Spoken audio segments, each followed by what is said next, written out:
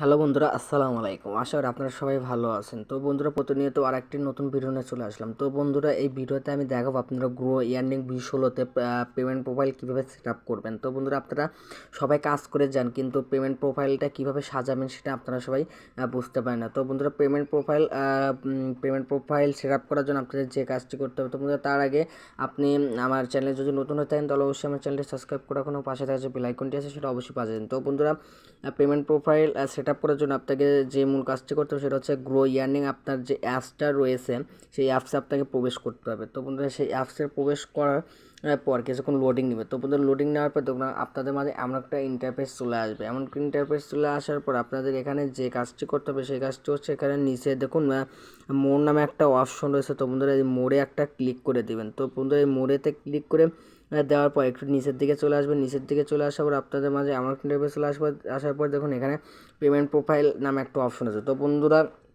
আপনারা যদি এখানে পেমেন্ট প্রোফাইল সেট আপ না করেন তাহলে কিন্তু আপনারা উইথড্র দিতে পারবেন না। উইথড্র দিতে গেলে আপনার সমস্যা হয়ে যাবে এবং উইথড্র দিতেও পারবেন না। তো বন্ধুরা, এখানে আপনাকে ক্লিক করতে হবে। তো বন্ধুরা, ক্লিক করার পর দেখুন কিছুক্ষণ লোডিং নেবে। তো বন্ধুরা, আপনারা যদি এখানে পেমেন্ট প্রোফাইল যদি সেট আপ না করেন তাহলে কিন্তু আপনাদের এখানে উইথড্র দিতে পারবেন না।